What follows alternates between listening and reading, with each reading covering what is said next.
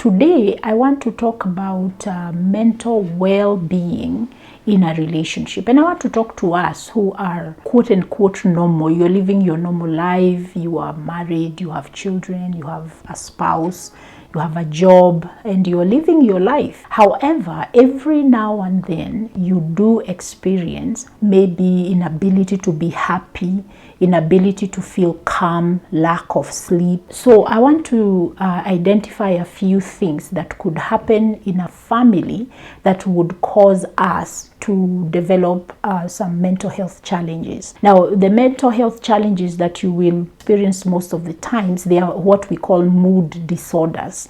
And these are not chronic. They will probably be situational because of what is going on around you at that particular time. Things like a miscarriage, you just got married, you guys were looking forward to starting a family, and then you get pregnant and then you lose that baby. That can create a mental health challenge for both of you. And the way the man experiences the mental health challenge there and the way the woman experiences may be different. So the woman is having to go through some hormonal imbalance that is caused by that, and then there is the psychological grief that goes with that. The man may not go through a hormonal imbalance, but he's going to go through psychological grief. Things like, why did it happen? How could I not have been able to prevent it? And couples will need to understand that if you do not deal with that together, then you can go into blaming each other. If you are the man and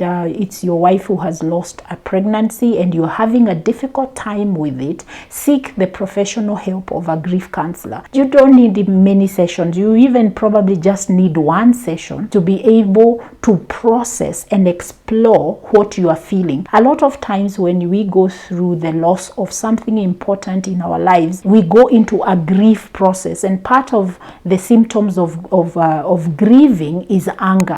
And if we are not very careful, we may harbor this anger, and anger that is not resolved becomes resentment, and resentment that is not resolved becomes bitterness. And then from there, we are now dealing with mental health issues. Also, even the blessing of a child can bring in some stress that could create an emotional space where you're not feeling okay. Postpartum depression is one of the things that a lot of couples with a newborn baby go through, because the expectation of what it would be to have a new baby in the family, sometimes those expectations are not met. You are hearing what a happy time usually is, but then you are realizing it's not as happy. What happens to your mental health is you begin to think that something then must be really wrong with you, because you are not experiencing the joy that you have had other new mothers experience. And so you go into psychological stress, and that can create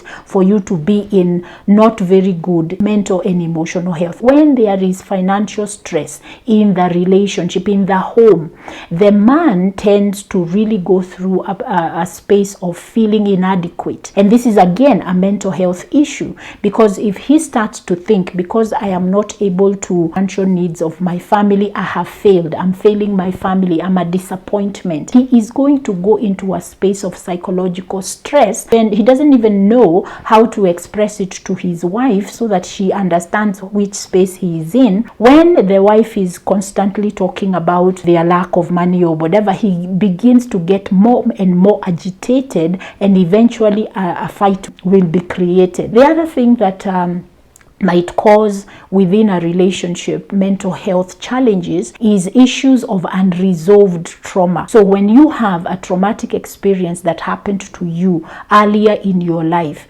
whether you are the man or the woman, and something happens here in your relationship, and because also you are in a space of a lot of stress, maybe at work, parenting, the relationship, and other things that are going on, and then during a conversation, your trauma is triggered because your bandwidth is not good enough to manage a lot of stress at that point. You will be triggered and a fight will erupt. It begs that each one of us is constantly putting mental health wellness at the forefront of our lives, so that we are not being triggered by things that we wouldn't react to in other situations. But because we are not in a good mental space, then we our emotions are so volatile. Now, this is where now we are saying that your thought patterns, they trigger emotions in you, and those emotions are going to guide your behavior. So when we talk about emotional intelligence, we are saying